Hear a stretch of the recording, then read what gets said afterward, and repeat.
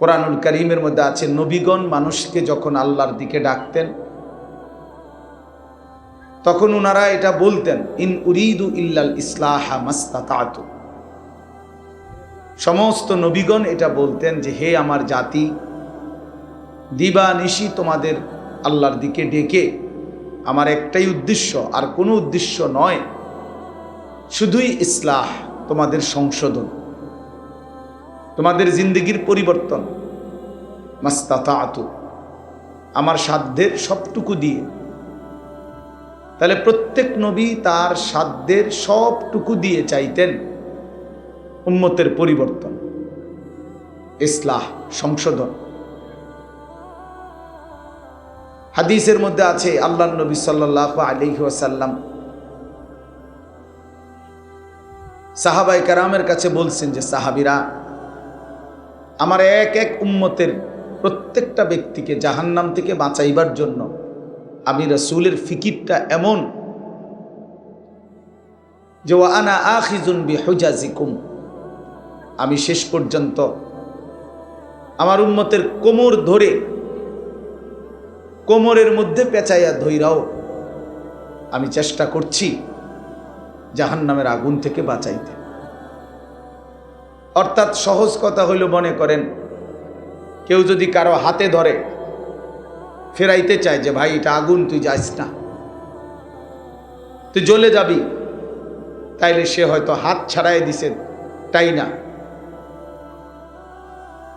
কেউ হয়তো কাঁধে যদি হাত দেয়, তাহলে তাই না, হয়তো কাঁধের হাতও সরায় দিল, ফেলে দিল, না, সে যাবেই। কিন্তু কেউ যদি কোমরে জড়াইয়া ধইরা বলে, না বন্ধু, আমি তোকে ওই আগুনে পড়তে দিব না, শক্ত করে জড়ায়া ধরে কোমরে, তো এইবার কিন্তু ছুটে যাওয়া কঠিন, কোমরের বাঁধন ছেড়ে দেওয়া কঠিন। অর্থাৎ আমি তোমাকে ফেরাবই, তোমার আমি জাহান্নামের আগুনে পড়তে দিব না, ওই আগুনে ধ্বংস হইতে দেব না। ঠিক আল্লাহর নবী সাল্লাল্লাহু আলাইহি সাল্লাম বলছেন, উম্মত,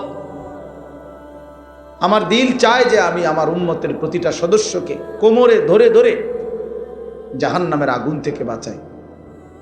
অর্থাৎ কোনোভাবেই একজন উম্মত জাহান্নামের আগুনে পড়ুক, আমি এটা চাই না। আমাদের দাওয়াত ও তাবলীগের সারা বিশ্ববিখ্যাত মুরব্বী হযরত মাওলানা আহমদ লাট সাহেব দামাত বারাকাতুহুমুল আলিয়া, তিনি বলছেন এই কথা যে, প্রিয় নবী সাল্লাল্লাহু আলাইহি ওয়াসাল্লাম এবং সমস্ত সাহাবায়ে কেরাম, ওনাদের ফিকির কি ছিল? ওনাদের জিন্দেগির একটা মূল ফিকির ছিল, আল্লাহ পাকের এক এক বান্দা কিভাবে জাহান্নাম থেকে বাঁচবে, জাহান্নাম থেকে কিভাবে বাঁচবে, জাহান্নাম থেকে কিভাবে বাঁচবে। কোরআনুল কারীমের মধ্যে আছে, আল্লাহ তাআলা বলছেন, ওয়া কুনতুম আলা শাফা হুফরাতিম মিনান নার ফাআনকাযাকুম মিনহা। আল্লাহ তাআলা বলেন, বান্দা, তোমরা নাফরমানি আর সীমা লঙ্ঘনে একেবারে জাহান্নামের আগুনের কিনারায় পৌঁছে গেছিলা। মনে করেন এই টিস্যু বক্স এখানে চলে আসছে, এবার আর এক ধাক্কা দিলেই এটা পড়ে যাবে। তো আল্লাহ তাআলা বলছেন, বান্দা, তোমরা আইয়ামে জাহিলিয়ার এই সমাজ, অন্ধকারাচ্ছন্ন সমাজে যাবতীয় অন্যায়, অশ্লীলতা, বেহায়াপনা, কুফর, শিরিক, আল্লাহর নাফরমানি করতে করতে জাহান্নামের আগুনের পাশে চলে আসছিলাম। আমি আল্লাহ দয়া করে আমার বন্ধুকে পাঠালাম, কোরআন নাজিল করলাম।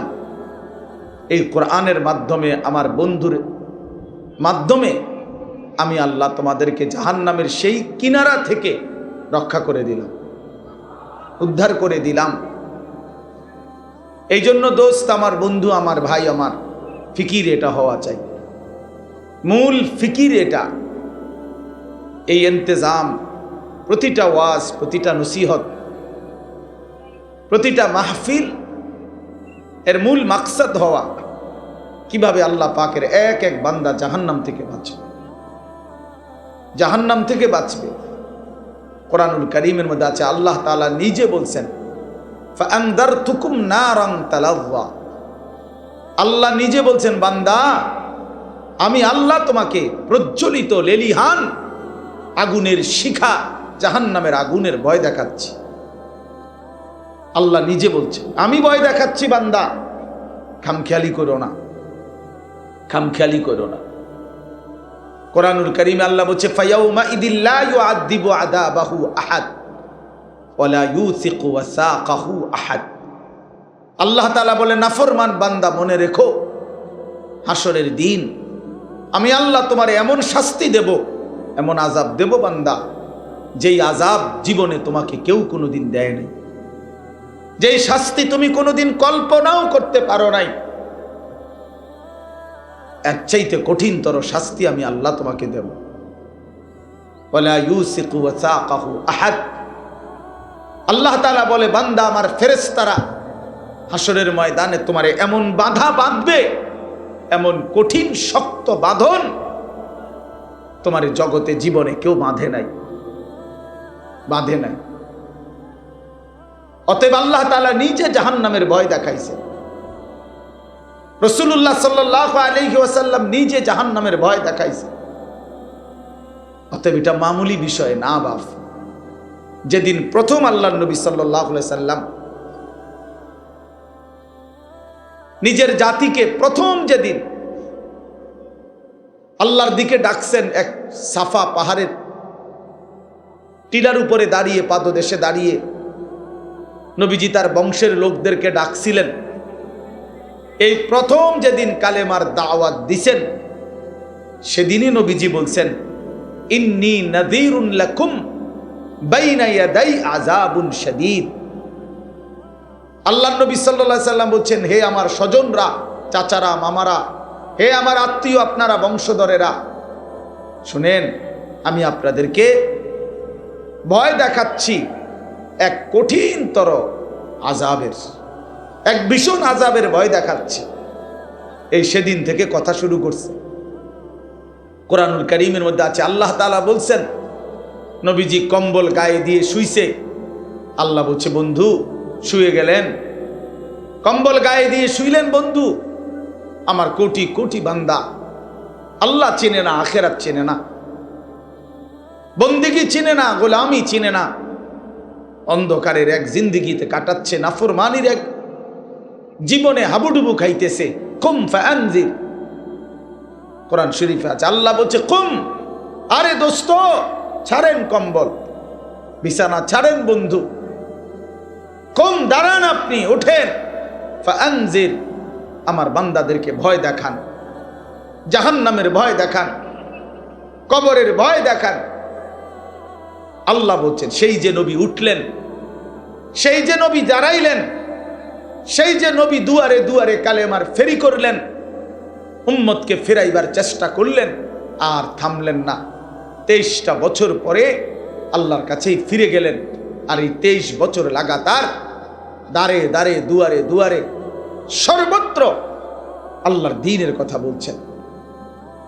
কোনোখানে হাটে ঘাটে, মাঠে বাজারে, 1 জন 10 জন, রাতে দিনে, উপরে নিচে, দুয়ারে দুয়ারে, সর্বত্র বলে গেছে, কেন? আমার উম্মত যেন জাহান্নাম থেকে বাঁচে। কোন পদ পদবী, মান মর্যাদা, ইজ্জত সম্মানের অপেক্ষা করে নাই, শুধু বলে গেছে, সর্বত্র বলে গেছে। ভাইয়া, এই মোবাইলটা দিয়া সবার ছবি বারবার ঘুরে ঘুরাইয়া উঠাইলে মোবাইল আপনার কি ফায়দা হবে, কি হবে? দয়া করে এমনি শুনেন, এ তো যথেষ্ট পরিমাণ রেকর্ড হইতেছে। সবাই মোবাইলটারে ঘুরাইতেছে, অনেক সাথী বসে বসে মানুষের মাথা এগুলা, তো এই মানুষের মাথা এগুলা বাইক নিয়ে দেওয়া যে দেও, মানুষের মাথা দেয়। আপনার বিবির নিয়ে দেখাইন যে তুমি তোর জীবনে মানুষের মাথা দেখছো না, এই দেখো মানুষের মাথা। ঠিক মানে দেখাইবে, ঠিক মানে কিসের উপরে ঠিক কইছেন?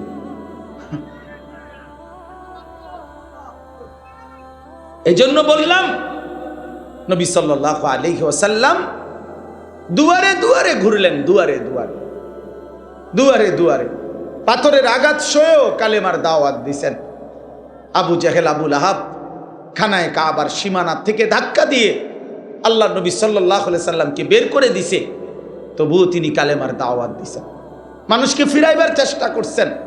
উটের পচা নারী ভুড়ি পিঠের উপরে চাপায়া দিছে, তবুও তিনি আবার দাঁড়িয়ে আল্লাহর কথা বলছেন। শুধু বলেই গেছেন সর্বত্র, কভি আরশ পর কভি ফরশ পর, কভি উনকে দর কভি দর বদর, গমে आशिकी तेरा शुक्रिया, मैं कहां कहां से गुजर गया, कभी रास्तों में तन्हा, कभी हो गुरूद सहरा, मैं जुनू का हम सफर हो, मेरा कोई घर नहीं है। নবী যেন বলতেন, আমার কোনো ঘর নাই, কখনো উপরে কখনো নিচে, কখনো তার কাছে কখনো তার কাছে, কখনো দুয়ারে দুয়ারে। আল্লাহর পথে সমস্ত ব্যথা বেদনা, দুঃখ যন্ত্রণা, অপমান লাঞ্ছনা, প্রতিটা আঘাতের বিনিময়ে আল্লাহর নবী বলতেন, মাওলা তোমার শুকরিয়া, তোমার কথা বলতে গিয়েই আঘাত পেয়েছি, তোমার জন্যই রক্ত জড়িয়েছি, তোমার জন্যই লজ্জিত হয়েছি, গমে আশিকি তেরা শুকরিয়া। তোমার ভালোবাসার যত দুঃখ বেদনা সব সইলাম, সব কিছুর জন্য তোমার শুকর, তোমার পথেই বেইজ্জতি হয়েছে। এইভাবে নবীজি দাওয়াত দিছে। এই জন্য প্রিয় ভাই, আমার প্রথম কথা এটা, আজকের এই বর্ণাঢ্য আয়োজনে আমি দিল থেকে, আমার দিলের তামান্না ইচ্ছা, আমি বললাম এত সুন্দর এত বড়সড় আয়োজন, আরো যেন ফিকির সামনের দিনে, মূল ফিকির যেন হয় উম্মতের হেদায়েত, মূল ফিকির যেন হয় কওম মিল্লাতের পরিবর্তন। আমার এই যুবক কিভাবে বদলাবে, আমার এই কিশোর নওজোয়ান কিভাবে ফিরবে, আমার বয়স্ক বাবারা কিভাবে আখিরাতের পুঁজি বাড়াবে, আমার মা বোন কিভাবে পর্দানসীন হবে, আমার এলাকার, আমার পাড়ার, আমার মহল্লার, আমার দেশ, আমার জাতির এই ফিকির আরো কার্যকর কিভাবে করা যায়, আল্লাহ তাআলা যেন প্রিয় ভাই মাসুম ভাইকে এবং তার এই সঙ্গী সাথীদেরকে তৌফিক দান করে। আমরাও ইনশাআল্লাহ হায়াতে বাঁচলে এর জন্য যত পরামর্শ দিতে হয় আমরা দেব ইনশাআল্লাহ, আমরা সহযোগিতা করব। কিন্তু আমার দিলের কথা হলো এটা শুধু যেন লৌকিকতা না হয়, প্রদর্শন। লোক হইছে বেটা, একটা তুফান গেছে, বেটা একটা তুফান গেছে, না দোস্ত, এটা কোনো বিষয় না। আল্লাহর বান্দাদের দিলের হালাত কি হইছে, মহল্লার ছেলেদের অবস্থা কি হইছে, এটা দেখা উচিত। আমরা কিতাবে পড়ছি, হযরত হাসান বসরি রাহমাতুল্লাহ আলাইহি বলতেন, এক বড় বুজুর্গ ছিলেন জগৎ বিখ্যাত, তিনি বলতেন, আমরা যখন আমাদের জামানায় জানাজা পড়তাম, তো আমরা জানাজার মাঠে গেলে সকলে এই পরিমাণ কাঁদত, ওই লাশ দেখে নিজের কবরের ভয়ে, মৃত্যুর ভয়ে। উনি বলেন, আল্লাহর কসম কেউ বলতে পারতো না স্বজনটা কার, মানে মূলত লোক মারা গেছে কার, আলাদাভাবে চিহ্নিত করার কোনো কি ছিল না, উপায় ছিল। সবাই কাঁদতেছে, সবাই কাঁদতেছে এক তালে। তো নির্ধারিত কার আত্মীয় এটা আর বুঝতাম না আমরা। এমন ছিল আমাদের লাশ দেখে আখিরাতের ফিকির। তাইলে দোস্ত, এটা ফিকির হওয়া উচিত, এটা ফিকির হওয়া উচিত। কেমনে বাঁচবে কবর থেকে? আজকে তোমরা অনেক নওজোয়ান, মাশাআল্লাহ, অনেক কিশোর নওজোয়ান বাপ, তোমাদের কাছে অনুরোধ বাপ, আগামীর ইসলাম তোমাদের জন্য অপেক্ষমান, আগামীর কালেমার পতাকা তোমাদের জন্য অপেক্ষমান।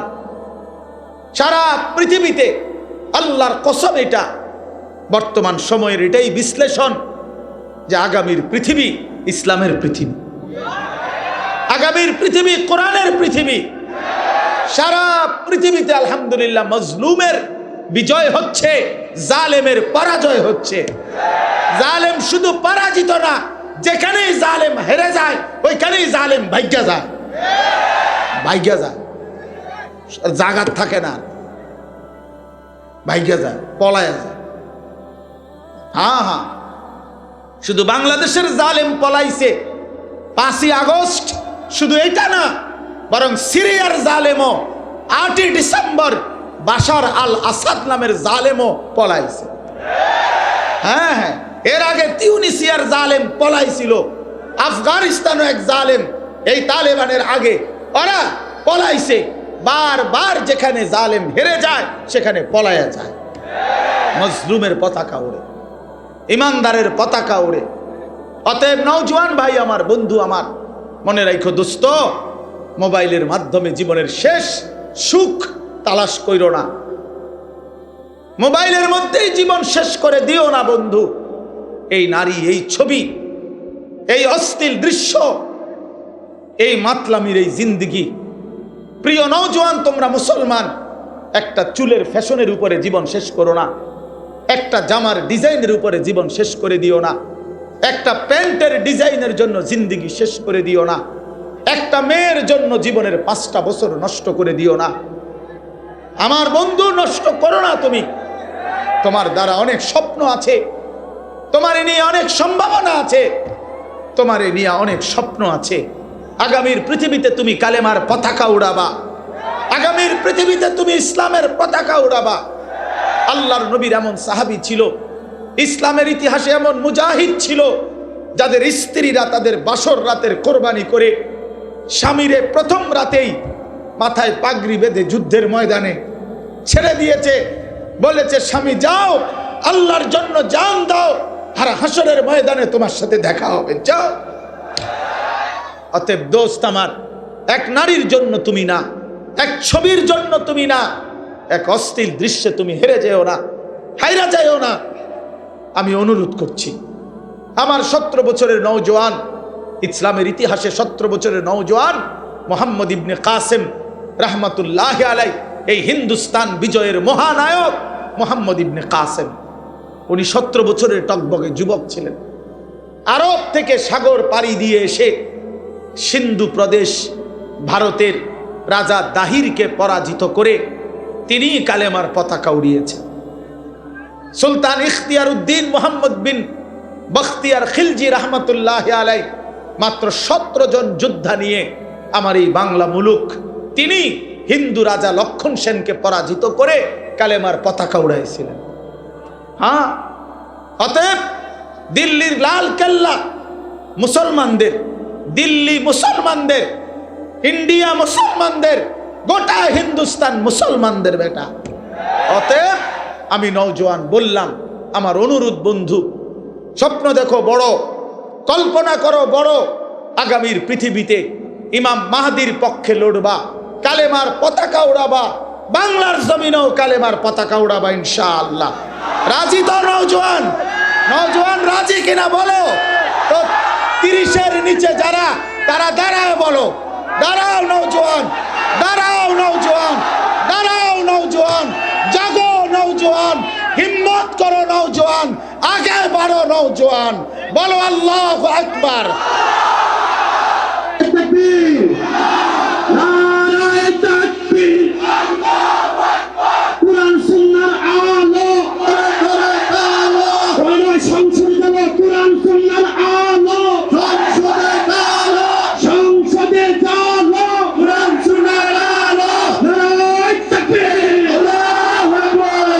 মাশাআল্লাহ, মাশাআল্লাহ। বসো ভাইয়া, হেরে যেও না ভাইয়া। ইমানদার হারতে জানে না, ইমানদার হারতে জানে না, মোমেন হারে না। ইসরায়েলের কুত্তা হেরে গেছে, ফিলিস্তিনের মুসলমান হারে নাই, গাজা এখনো হারে নাই, হামাস এখনো হারে নাই, কিন্তু ইসরায়েলের কুত্তারা যুদ্ধবিরতি দিতে বাধ্য হয়েছে। অতএব ইসরায়েলের কুত্তা আজ হোক কাল হোক চূড়ান্ত হেরে যাবে, ফিলিস্তিনের পতাকা উড়বেই উড়বে ইনশাআল্লাহ। মনে রাখো বন্ধু, হতাশার কিছু নাই। সারা পৃথিবীতে ইসলামের বিজয়ের পূর্বাভাস প্রতিটা মাহফিলে এখন আমাদের বাংলাদেশে আমরা দেখতেছি নওজোয়ানের উপস্থিতি। বাংলাদেশের প্রতিটা গলিতে গলিতে মাদ্রাসা, বাংলাদেশের কিশোর দিন মজুর সেও স্বপ্ন দেখে তার ছেলে হাফেজে কোরআন হবে। বাংলাদেশের উচ্চবিত্ত 1000 কোটি টাকার মালিকও স্বপ্ন দেখে তার ছেলে হাফেজে কোরআন হবে। কাজে কোরআন প্রত্যেকের দিলে দিলে পৌঁছে গেছে। মাদ্রাসা কোরআনের ঘর উম্মতের রাস্তায় রাস্তায় গলিতে গলিতে পৌঁছে গেছে। এদেশের লক্ষ কোটি কিশোর তরুণ নওজোয়ান আল্লাহর দ্বীনের জন্য ওয়াজ মাহফিল ওলামায়ে কেরামের কোরআনের কথা পৌঁছাবার জন্য জান প্রাণ বাজি রেখে মেহনত করছে। এটাই বলে আগামীর বাংলাদেশ ইসলামের বাংলাদেশ। ইনশাআল্লাহ ইনশাআল্লাহ ইনশাআল্লাহ ষড়যন্ত্রকারীরাই হেরে যাবে, দুশ্মনরাই হেরে যাবে, কালেমাই বিজয়ী হবে, ইসলামই বিজয়ী হবে ইনশাআল্লাহ। এজন্য যুবক চরিত্রহীন হইও না, নষ্ট হইও না, আখলাক বরবাদ করো না। আখলাক বরবাদ, যে কপালে সেজদা নাই তুমি পারবা না, যে কপাল যে শরীর পবিত্র না তুমি পারবা না। নারী দেখে ছবি দেখে অশ্লীল দৃশ্য দেখে শরীর যদি নাপাক বানিয়ে রাখো, লজ্জাস্থানের সক্ষমতা নষ্ট করে ফেলো, কোমরের শক্তি যৌবনের নষ্ট করে ফেলো, তুমি পারতা না। আগামীর ইসলামের জন্য ডাক আসলে তুমি দাঁড়ায় থাকতে পারতা না তখন। এজন্য এখন থেকে প্রস্তুতি নাও, এখন থেকেই নামাজি হও, এখন থেকেই চরিত্রবান হও, এখন থেকেই উত্তম আখলাকওয়ালা হও। আল্লাহ তাআলা আমাদেরকে তৌফিক দান করেন, আল্লাহ আমাদেরকে হিম্মত দান করেন, আল্লাহ তাআলা আমাদের কিশোর নওজোয়ানকে কবুল করে নেন। মোহতারাম হাজিরিন, তাইলে আমি আমার প্রথম কথা শেষ করলাম। আমার প্রথম কথা ছিল এই, আমাদের এই মাহফিল যেন ইনশাআল্লাহ আগামী দিনে আরো ফিকিরমান এর মধ্যে যেন হয়, এবং এই ফিকিরে যে উম্মতের পরিবর্তন, মানুষের সংশোধন, আখিরাতের জিন্দেগি গঠন, এর জন্য আরো কার্যকর পদক্ষেপ নেওয়া উচিত এবং সেটা নেওয়ার চেষ্টা করা হবে ইনশাআল্লাহ। ঠিক নেই? হ্যাঁ ইনশাআল্লাহ। আল্লাহ কবুল, আল্লাহ কবুল করেন, আল্লাহ কবুল করেন। এবার আসেন মুআজ্জাজ হাজিরিন, আমি কোরআনুল কারীমের সূরা বাকারার 183 নম্বর আয়াত তেলাওয়াত করেছি। আর অল্প একটু সময়, এইবার এই আয়াতটার উপরে সামান্য কিছু কথা আরজ করতে চাই। সূরা বাকারার কোরআনুল কারীমের দ্বিতীয় সূরা, দ্বিতীয় নম্বর পারা, এই আয়াত 183 নম্বর আয়াত থেকে 187 নম্বর আয়াত, মোট 5টা আয়াত।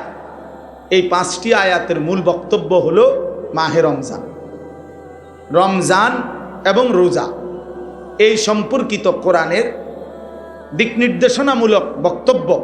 কোরআনে এই 5টি আয়াত বিশেষ আলোচনা। 183 নাম্বার থেকে 187, 183, 84, 85, 86, 87 এই 5টি আয়াতের মধ্যে আল্লাহ তাআলা কোরআনুল কারীমে রমজান রোজা সম্পর্কিত গুরুত্বপূর্ণ দিক নির্দেশনামূলক পূর্ণাঙ্গ বক্তব্য আল্লাহ তাআলা পেশ করেছেন। তো উচিত হইল যেই ইবাদত এবং আমলের মাস শ্রেষ্ঠতম আমাদের সামনে আসতেছে মাহে রমজান, আমি প্রথম অনুরোধ করি প্রত্যেকেই যাদের সুযোগ হয় তারা প্রত্যেকেই এই 5টা আয়াত সূরা বাকারার 183 থেকে 187 পর্যন্ত বাংলা অনুবাদ এবং সংক্ষিপ্ত তাফসির ব্যাখ্যা নিজেদের দায়িত্বে পড়ে নেবেন।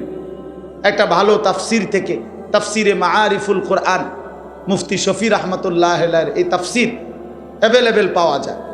তাফসিরে তাওজিহুল কোরআন, আল্লামা তাকি উসমানী দামাত বারাকাতুহুমুল আলিয়া, সারা পৃথিবী বিখ্যাত আলেমে দ্বীন তিনি, ওনার এটা পাওয়া যায় বাংলা। তাফসিরে তাওজিহুল কোরআন 3 খণ্ডে 1200-1300 টাকা খুব সম্ভব নিবে।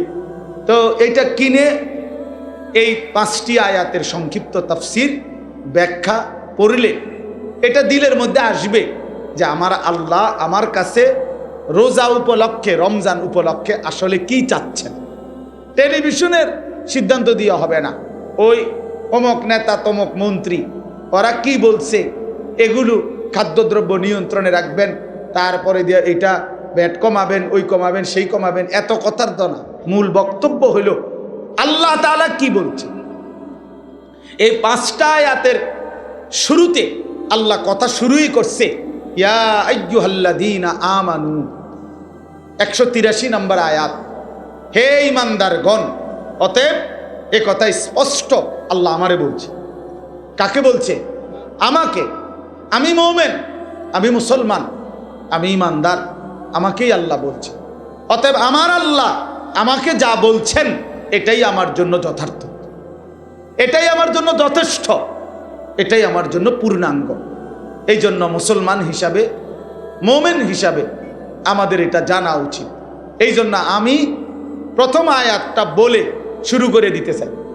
মানে অর্থ হইল বাকিটা আপনারা পড়ে নেবেন, বাড়ির কাজ দিলাম। আরে স্যারেরা স্কুলে মাদ্রাসায় 2টা অঙ্ক করাই দিয়া বাকিটা বলে দেয় না যে বাকিটা বাড়ির কাজ, ওইটা তোমরা নিজেরা করে আনবা। এই আপনারা বাকিটা পড়ে নিবেন। আপনাদের নিজ নিজ মহল্লার মসজিদের ইমাম সাহেবগণ আলহামদুলিল্লাহ মাহে রমজানের উপরে বিস্তারিত আলোচনা করবে। আমি শুধু শুরু করে দিতে চাই, আমিও বরকত নিতে চাই। আল্লাহ তাআলা আমাদেরকে তৌফিক দান করেন। ইয়া আইয়ুহাল্লাযীনা আমানু, আল্লাহ তাআলা বলেন, হে ঈমানদারগণ, কুতিবা আলাইকুমুস সিয়াম, তোমাদের উপরে রোজা ফরজ করা হলো। কামা কুতিবা আলাল্লাযীনা মিন ক্বাবলিকুম, যেমনটি ফরজ করা হয়েছিল তোমাদের পূর্ববর্তীদের উপর। লাআল্লাকুম তাত্তাকুন, যেন তোমরা মুত্তাকি হতে পারো। এই হলো আয়াতের তর্জমা। চারটা বাক্য এখানে আলাদা আলাদা, 4টা কথা আর কি এই এক আয়াত। ওটা তাফসিরুল কোরআন মাহফিল না, এই জন্য বুঝাইতেছি, অল্প কথাই বুঝাই। 4টা কথা এখানে। 1 নাম্বার, হে ঈমানদারগণ, ইয়া আইয়ুহাল্লাযীনা আমানু, এটা একটা কথা। 2, তোমাদের উপরে রোজা ফরজ করা হলো, কুতিবা আলাইকুমুস সিয়াম, এই 2। 3, যেমনটি ফরজ করা হয়েছিল তোমাদের পূর্ববর্তীগণের উপর, কামা কুতিবা আলাল্লাযীনা মিন ক্বাবলিকুম। 4, উদ্দেশ্য লাআল্লাকুম তাত্তাকুন, যেন তোমরা সকলেই এই রমজান রোজার মাধ্যমে মুত্তাকি হতে পারো। তো কয়টা কথা হইল ভাই? 4টা। 1 নম্বর কথা হলো ইয়া আইয়ুহাল্লাযীনা আমানু, হে ঈমানদারগণ। এই শব্দ বলে আল্লাহ তাআলা কোরআনুল কারীমে মোট 89 বার, তাফসিরে মাআরিফুল কোরআনে আছে 89 বার, মানে 8 9 কত বলেন না, 89। এই 89 বার আল্লাহ তাআলা মোট কোরআনুল কারীমের মধ্যে এই শব্দটা বলে আমাদেরকে ডাক দিছে, ইয়া আইয়ুহাল্লাযীনা আমানু, হে ঈমানদারগণ। এই শব্দটি কোরআনে 89 বার আছে। এইটা বলে মহান আল্লাহ পাক রব্বুল আলামিন আমাদেরকে ডাক দিছেন। তাহলে ডাক দিলেন কে? বলেন না কে? হ্যাঁ, ডাকলো কাকে? আমাকে। কাকে? না না, আমাদেরকে না, আমাকে। হয় আরেকজনের চিন্তা বাদ দেন, আমরা আমাদের কথা। কাকে ডাকছে? আমাকে ডাকছে, আমাকে ডাকছে। তাহলে ডাক দিলেন মহান আল্লাহ, ডাকলেন আমাকে। কতবার ডাকলেন আমাকে? 89 বার। 89 বার পুরা কোরআনে আল্লাহ তাআলা আমাদেরকে ডাকলেন। তাফসিরে ইবনে কাসিরের মধ্যে আছে, আল্লাহ পাক রব্বুল আলামিন আমাদের নবীর আগে যত নবী ছিলেন, হযরত আদম আলাইহিস সালাম থেকে নিয়ে ঈসা নবী পর্যন্ত, কোন নবীর আমলে ওই নবীদের উপরে যারা ঈমান আনতো, ওই সময়ে যারা ঈমানদার উম্মত ছিল, তাদেরকে কোনোদিন আল্লাহ তাআলা এই শব্দ দিয়ে ডাকেন নাই। ইতিপূর্বে সর্বপ্রথম আখিরি নবী আমাদের নবী সাল্লাল্লাহু আলাইহি ওয়াসাল্লামের ভালোবাসায় আল্লাহ তাআলা বললেন, বন্ধু, সব নবীর ঈমানদারকে আমি আল্লাহ যেই শব্দে ডাকেছি, আপনার উম্মতকে আমি ভিন্ন শব্দে, নতুন আন্দাজে আমি ডাক দিচ্ছি। এটা আমাদের প্রতি আল্লাহ তাআলার চূড়ান্ত ভালোবাসা। শরাফাতুল উম্মাতিল মুহাম্মাদিয়া, এটা উম্মতে মুহাম্মাদির শরাফত, মর্যাদা, যে আমাদের নবীর কারণে আল্লাহ তাআলা আমাদেরকেও ভিন্ন শব্দে ডাক দিছে। কোরআন শরীফের মধ্যে আছে 25 জন নবীর নাম। সব নবীর নাম, যাদের নাম আছে কোরআনে, আল্লাহ ওই নবীদেরকে ডাক দিছে কথা বলার জন্য। বিভিন্ন সময় নবীদেরকে আল্লাহ তাআলা নাম ধরে ধরে ডাক দিছে। ইয়া আদম, এ কোরআন শরীফের শব্দ, হে আদম। ইয়া নূহ, হে নূহ, ইয়া ইব্রাহিম, হে ইব্রাহিম, ইয়া মূসা, হে মূসা, ইয়া ঈসা, হে ঈসা, ইয়া জাকারিয়া, হে জাকারিয়া, ইয়া ইয়াহইয়া, হে ইয়াহইয়া। এগুলো নবীদের নাম। নবীদেরকে নাম ধরে ধরে আল্লাহ ডাক দিয়ে কথা বলছেন। কিন্তু পুরা কোরআনুল কারীমে আল্লাহ তাআলা বলেন, বন্ধু আপনার বেলায় আইসা আপনি আমার আখিরি বন্ধু, আপনি আমার কলজার টুকরা, আপনি আমার হাবিব, আপনি আমার মাহবুব, আপনি আমার সবচেয়ে প্রিয় বন্ধু। পুরা কোরআনে আল্লাহ তাআলা 23 বছরে একবার একদিনের জন্য হে মোহাম্মদ, ইয়া মোহাম্মদ বলে একবারও ডাকেন নাই। পুরা কোরআনে নাই। নবীজির নাম আছে কিন্তু ডাক নাই। নবীজিকে হে মোহাম্মদ বলে নাম ধরে আল্লাহ কখনো ডাকেন নাই। ডাকছেন ভিন্ন শব্দে, ইয়া আইয়ুহান নবী, হে নবী আমার, ইয়া আইয়ুহার রাসূল, হে রাসূল আমার, ইয়া আইয়ুহাল মুজাম্মিল, হে কম্বল পরা বন্ধু আমার, ইয়া আইয়ুহাল মুদ্দাসসির, হে চাদর আবৃত নবী আমার। কখনো চাদর পরা নবী, কখনো কম্বল পরা নবী, কখনো হে নবী আমার, হে রাসূল আমার, এভাবে ডাক দিছে। তাহলে যেভাবে আল্লাহ তাআলা আমাদের নবীকে ডাকছেন ভিন্নভাবে, আমাদের নবীর ইমানদার উম্মত হিসেবে আমাদেরকেও ডাকছেন ভিন্নভাবে। আর সেই ভিন্নতাটাই হলো ইয়া আইয়ুহাল্লাযীনা আমানু। এই জন্য তাফসীর ইবনে কাসিরের মধ্যে লিখছে, যেখানেই আল্লাহ তাআলা ডাকছেন হে ইমানদারগণ, খোদার কসম ওইখানেই আল্লাহ তাআলা উদ্দেশ্য নিছেন যে মোমেন তুমি আমার বন্ধু, অতএব আমি যেন ডাক দিলাম হে আমার বন্ধুগণ। এই জন্য হে মোমেনগণ, হে ইমানদারগণ, এ কথার অর্থ হইল হে আমার বন্ধুগণ, বন্ধুগণ। এই জন্য প্রতিটা মোমেন আল্লাহর বন্ধু, আল্লাহর বন্ধু মোমেন, মোমেনের বন্ধু আল্লাহ, আল্লাহ। অতএব বাপ আমার, এবার আমি একটা কথা ছোট্ট বলতে চাই, নওজোয়ান ভাই সবাইকে, পর্দার আড়ালের মা বোন আপনাদেরকেও, বাবারা আপনাদেরকেও, আমাকেও, উসিকুম ওয়া ইয়া, আপনাদেরকেও বলছি আমাকেও বলছি, একটা ইনসাফের সাথে বলে দেখেন।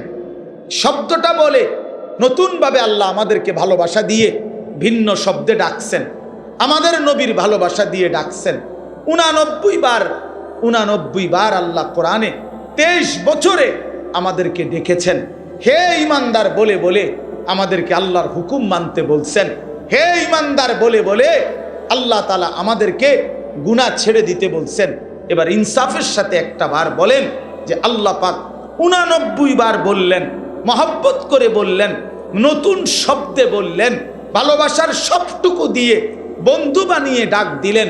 এরপরেও যেই বান্দা সেই রবের ইমানদার পরিচয় দিয়েও যে তার রবের ডাকে সাড়া দেয় না, তো তাকে আর কতবার ডাকলে, আর কতবার বললে, আর কেমনে বললে তুমি বান্দা, তুমি বান্দা, আল্লাহর ডাকে ঈমান আনতা, বিশ্বাস করতা, মেনে নিতা। এবার তুমি বলো।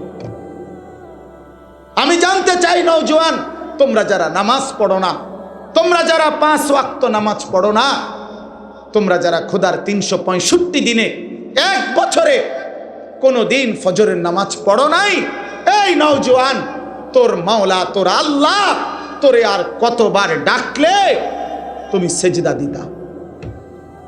বলো নাফরমান, বলো নাফরমান, যাদের কপালে সেজদা নাই, বলো নাফরমান, বলো আল্লাহর কতবার ডাকতো তোমার? কোরআন শরীফে আছে ফাবি আইয়ি হাদিসিম বাদাহু ইউমিনুন। আল্লাহ তাআলা বলছেন সূরা মুরসালাতের মধ্যে, আল্লাহ বলছে ফাবি আইয়ি হাদিসিম বাদাহু ইউমিনুন। এই বান্দা, আমি 23টা বছর কোরআন নাজিল করেছি, 30 পারা কোরআন নাজিল করেছি। এই কোরআনের পৃষ্ঠাগুলো, পাতাগুলো, আয়াতগুলো নাজিল করতে করতে আমি আমার বন্ধুর রক্ত মাখা শরীর, তায়েফের রক্তাক্ত শরীর আমি সয়ে নিয়েছি। আমার বন্ধু যখন রক্ত ঝরা শরীর, আমি তো তখন ছিলাম, আমারও তো কলিজায় ব্যথা লাগছিল। আমার বন্ধু তায়েফের রক্তে যখন ভেসেছে, কিন্তু আমি তো মেনে নিয়েছি। উহুদের দান দান শহীদ করা রক্ত বন্ধুর মেনে নিয়েছি। পেটে আমার বন্ধু 2টা ক্ষুধার কষ্টে পাথর ভাঙছে, আমি সেই পাথর বাঁধা ক্ষুধার কষ্ট মেনে নিয়েছি। বিনিময়ে আমি এই কোরআন নাজিল করলাম 23 বছর, 30 পারা কোরআন নাজিল করলাম। সর্বশ্রেষ্ঠ ফেরেশতা জিব্রাইলকে দিয়ে নাজিল করাইলাম। সর্বশ্রেষ্ঠ রাসূল নবী মুহাম্মদের কাছে পাঠাইলাম। অতএব বান্দা বলো, এরপরে আমি আর কি বললে, কেমনে বললে, আর কতবার বললে তুমি আমার কথা মেনে নিতা? বলো না ফরমান, বলো।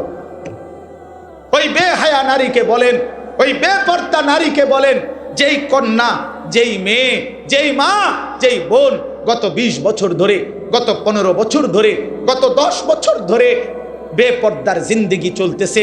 পরের ছেলেকে রাস্তার বখাটে দুশ্চরিত্র লম্পটকে যে তার শরীর, যে তার যৌবন, যে তার শরীর দেখায়, এই বেহায়া বেপর্দা এই অসভ্য নারীকে বলো যে তোর আল্লাহ আর কতবার বললে তুই পর্দা করতি? নাফরমান নারী বল, বল ওই নারীকে বলো, বলো। সুদখোর যারা আজকে 30 বছর সুদ খাচ্ছেন, এই হারামখোর, তোরে আর কতবার বললে তুই সুদ ছাড়তি? নাফরমান বল, হারামখোর বল, সুদখোর বল, এই ঘুষখোর বাটপার বল, ঘুষখোর, আর কতবার তোর আল্লাহ নিষেধ করলে তুই ঘুষ ছাড়তি? বেঈমান, কি ঘটনাটা কি? কতবার বলতো তোমারে আল্লাহ? তুমি মুসলমান না? তুমি মুমিন না? তুমি মায়ের দুধ খাও নাই? তুমি ইমানদারের পরিচয় দাও কেন? তুমি তো লেখলা ভোটার আইডি কার্ডে তোমার ধর্ম ইসলাম, তুমি তো জন্ম নিবন্ধন সনদে লেখলা তোমার ধর্ম ইসলাম, তুমি তো তোমার বায়োডাটার মধ্যে বারবার পরিচয় দিতে গিয়ে তুমি তো লেখলা ইসলাম। তাইলে বেঈমান মুসলমান লেখলি কেন? সেজদা দিলি না কেন? এই নাফরমান বলো, বলো ছেলে, আরে বাটপার বলো, লিখলি কেন? পরিচয় দিলা কেন? তাহলে এফিডেভিট করো, ছেড়ে দাও মুসলিম পরিচয়, বলো রাজপথে দাঁড়িয়ে, নাহলে এখানে বলো, আজকে প্রচার হইব বেশি। কও এ নাই শেখো। যে এলাকাবাসী, আপনারা আমারে ভুল করবেন না, আপনারা তো দেখছেন আমি সেজদা দেই না, আমি নামাজ পড়ি না, আমি হালাল খাই না, আমার ঘরে নাচ গান চলতেছে, আমার মেয়ে বেপর্দা, আমার স্ত্রী বেপর্দা, আমার ছেলে নামাজ পড়ে না, আমি সুদের সাথে আছি, আমি কিস্তি ছাড়া জিন্দিগি চালাই না, বিড়ি সিগারেট ছাড়া জীবন চালাই না, নাচ গান ছাড়া জীবন চালাই না। মূলত কারণ হইল আমি ইসলামের পরিচয় দিতে লজ্জাবোধ করি, আসলেই আমি মুসলিম পরিচয় দিতে লজ্জিত। লজ্জিত এইটা বলো, এখন দাঁড়ায় বলো, এখন বলো না ফরমান। ফাবিআইয়ি হাদিসিন বাদাহু ইউমিনুন। আল্লাহ জিজ্ঞেস করছে, বান্দা বলো, আর কেমনে বললে তুমি মেনে নিতা?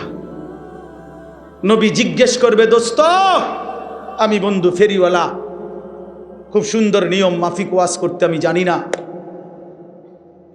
খুব ডিজাইনেবল কথা আমি বলতে পারি না বন্ধু, কিন্তু আমি আমার কলিজার সবটুকু আবেগ দিয়ে বললাম, ভালোবাসার সবটুকু দিয়ে জানতে চাইলাম। আমি বললাম, দোস্ত নওজোয়ান, পর্দার আড়ালের মা বোন, খোদার কসম নবীজি হাসরের ময়দানে উম্মতের আমলনামা নবী দেখবে। সুপারিশের আগে আমলনামা দেখাইতে হবে, ফাইল জমা দিতে হবে নবীজির কাছে। ইয়া রাসূলুল্লাহ, যে আমি আনিসুর রহমান আশরাফি, এটা আমার ফাইল, আপনি আমার জন্য একটু সুপারিশ করেন। আল্লাহর নবী সেটা দেখবে। দেখবে খোদার 30 বছরে কোনো দিন ফজরের নামাজ পড়ে না, 365 দিনে কোনো ফজরের নামাজ নাই, 30 বছর ধরে মিথ্যাই বলছে, 30 বছর ধরে সুদ খাইছে, 30 বছর ধরে ঘুষ খাইছে, আজীবন কিস্তির টাকা দিয়ে জিন্দিগি কাটাইছে। 60 বছর বয়স, এখনো বিড়ি সিগারেট মুখে, 60 বছর পর্যন্ত বিড়ি সিগারেট খাইয়া গেছে, 60 বছর পর্যন্ত গালি ছাড়া কোনো একটা কথা বলে নাই, চা দোকানের নর্তকীর দেখা ছাড়া দিন কাটে নাই, সময় কাটে নাই। নারী দেখবে যে বছরের পর বছর বেপর্দা। একটা পূর্ণ রমজান গেছে, আল্লাহ ডাকতেছে মহিলাটাকে, হে আমার বান্দি রহমত নাও, মাগফিরাত নাও। শেষ দশকে আল্লাহ ডেকে বলে, আমার ইমানদার বান্দি নাও, জাহান্নাম থেকে মুক্তির পরওয়ানা নাও। আর ওই নাফরমান নারী, ওই বেহায়া নারী বলে, এই মাওলা তোমার জান্নাত আমার লাগবে না, তোমার নাজাত আমার লাগবে না, তোমার এডি তুমি রাখো, আমি জুতা কিনতে যাইতে আসি, আমি মার্কেটে যাই জুতা কিনতে, মনে রাখিস তোরে জুতা দিয়া ফিটবে, জুতা দিয়া ফিটবে, জুতা দিয়া বললাম। বেহায়া নারী মনে রাখিস, তোরে জুতা দিয়া ফিটবে, তোরে ফেরেশতা জুতা দিয়া ফিটবে। তুই কার আহ্বান প্রত্যাখ্যান করলা? রমজানের শেষ 10 দিন জুতা কেনার জন্য আল্লাহ দিছিল? কথা বলেন না কেন? শেষ 10 দিন শাড়ি গহনা কিনবার জন্য আল্লাহ দিছিল? তো আল্লাহ তো ডাকলো মাগফিরাত নাও, আল্লাহ তো ডাকলো রহমত নাও, আল্লাহ তো ডাকলো নাজাত নাও। তুমি কও না আমার এডি লাগতো না, আমার জুতা, আমার দরকার জুতা, আমার দরকার শাড়ি, আমার দরকার ফেয়ার অ্যান্ড লাভলি, আমার দরকার গহনা, আমি রাস্তার পুরুষ দেখাবো, আমি বখাটেরা রেডি হয়ে আছে আমার রূপ দেখার জন্য, যৌবন দেখার জন্য। এই জন্য অসভ্য মেয়ে নিজের শরীর প্রদর্শন করার জন্য সে নানা রঙের বাহারি সাজে সাজে। আরে নারী, ওই মেয়ে কন্যা বোন, তুমি যদি বুঝতা যারা তোমারে দেখে তারা তোমারে উপভোগের কল্পনা ছাড়া, তারা জিনা ব্যভিচারের কল্পনা ছাড়া আর কিছু তাদের দিলে তোমার প্রতি জাগে না। এই ছাড়া আর কিচ্ছু নাই, এই ছাড়া আর কিছু নাই। দুশ্চরিত্র যুবক তোমাকে নিয়ে উত্তম কোনো কল্পনা করে না, উত্তম কোনো কল্পনা করে না।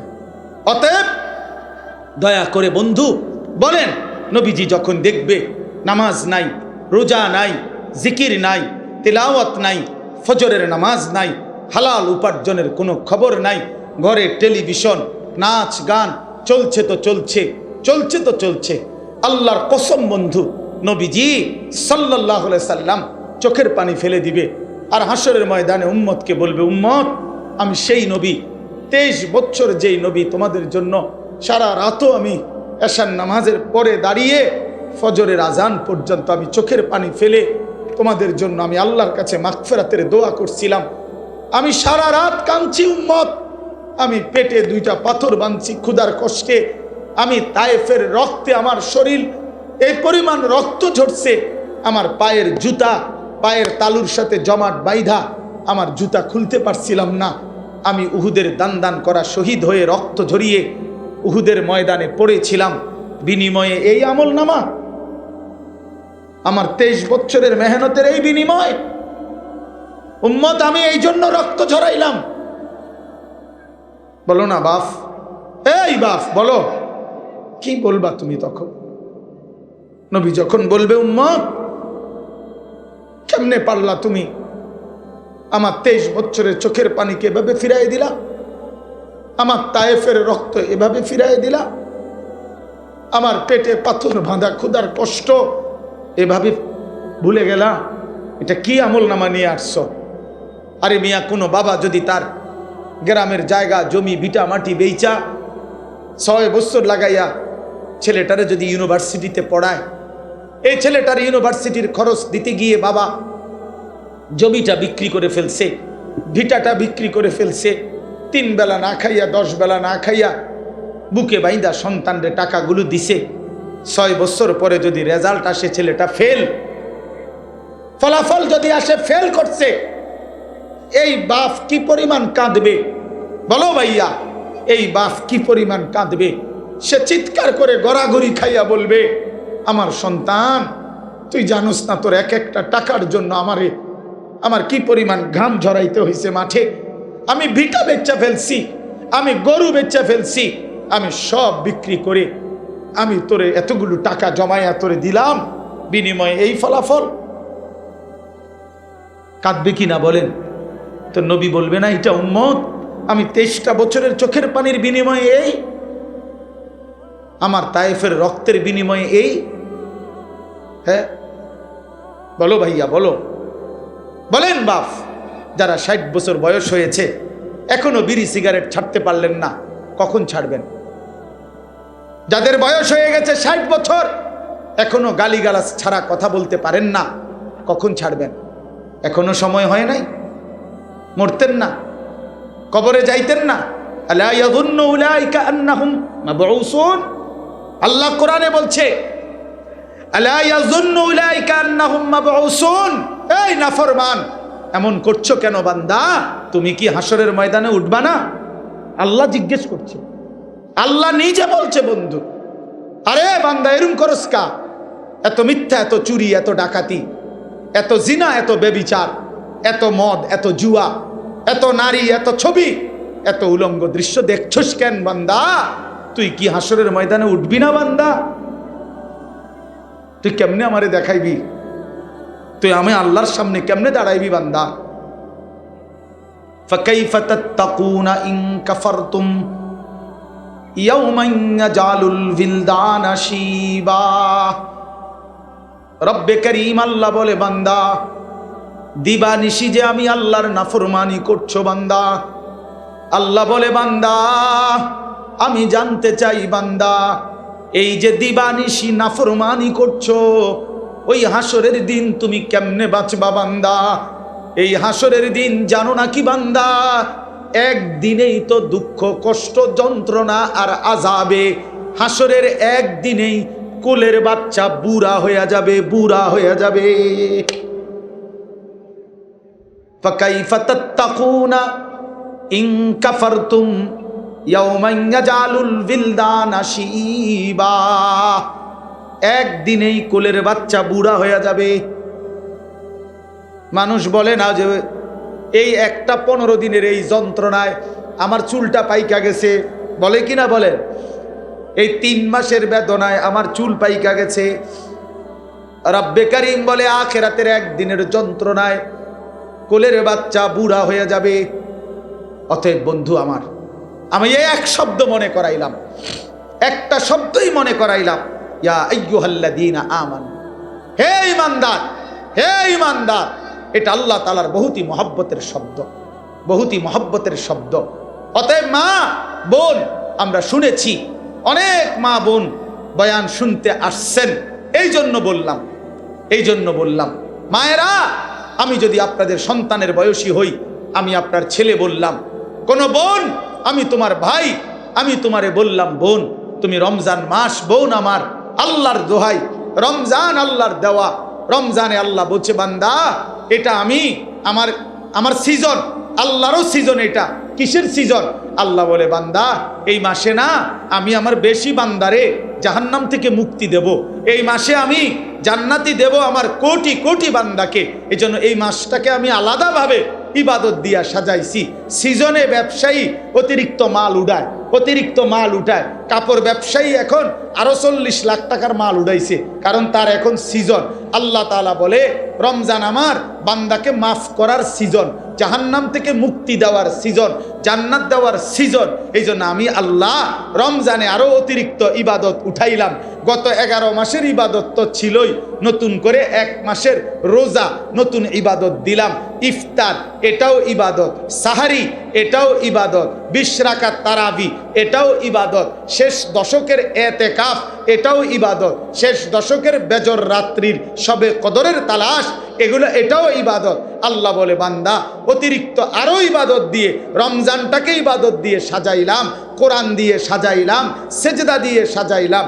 নেকি এবার যদি আল্লাহকে বলে, আল্লাহ ইবাদত তো বাড়াইয়া দিলেন, নেকি বাড়াইছেননি হেটা কোন? তা আল্লাহ বলে, হ্যাঁ বান্দা, একটা নফল একটা ফরজের সমান, একটা ফরজ 70টা ফরজের সমান। এক শুরুর দশক রহমত, মাঝখানের দশক মাগফিরাত, শেষ দশক নাজাত। প্রতিদিন মাফ করব, জান্নাতের দরজা খোলা, জাহান্নামের দরজা বন্ধ, শয়তানগুলোকে শেকলে বন্দি। এই সব ব্যবস্থাপনা করে আমি চাই শুধু আমার বান্দা সেজদা দিবে, বন্দিগি করবে, রোজা রাখবে, ইফতার করবে, সাহারি করবে, 20 রাকাত তারাবি পড়বে, মিথ্যা ছাড়বে, চুরি ছাড়বে, ডাকাতি ছাড়বে, জিনা ব্যভিচার ছাড়বে।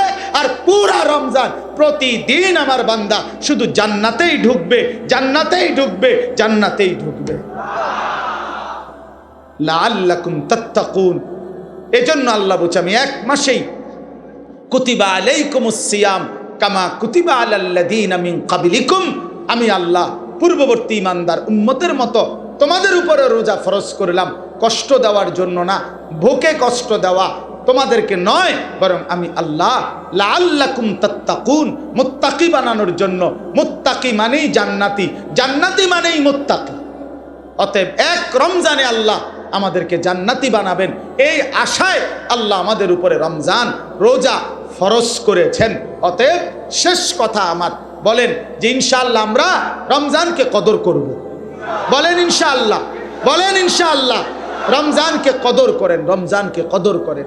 আমার বাপ হাসলেও মরে যাবেন, কাঁদলেও মরে যাবেন, সুখে থাকলেও মরে যাবেন, দুঃখে থাকলেও মরে যাবেন, রাজপ্রাসাদের অট্টালিকায়ও মরে যাবেন, জীর্ণ কুঠির কুড়ে ঘরেও মরে যাবেন।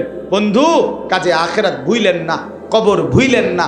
চলেন সিদ্ধান্ত নিয়ে গুনাহ ছেড়ে দিয়ে আল্লাহর ইবাদতে ডুবে আজকের শবে বরাত রাত্রিতেও আল্লাহর কাছে দোয়া করেন, কান্নাকাটি করেন, দোয়া মাফ চান, আর বলেন মাওলা রমজান পর্যন্ত হায়াত দেন, রমজানের রহমত মাগফিরাত আর নাজাত দিয়ে আমার গুনাহ মাফ করে আমার জান্নাতের সার্টিফিকেট দিয়ে দেন। আল্লাহ চাইলে দিবে, আল্লাহ চাইলে দিবে কিনা? এই জন্য আমরা ইনশাআল্লাহ রমজানকে কদর করব। আল্লাহ তাআলা তৌফিক দান করেন। আজকের এই বরকতময় মাহফিলে আল্লাহ তাআলা ভরপুর বরকত দান করেন। আগামী দিনেও এই মাহফিলকে আল্লাহ তাআলা কায়েম দায়েম করে দেন। আমিন।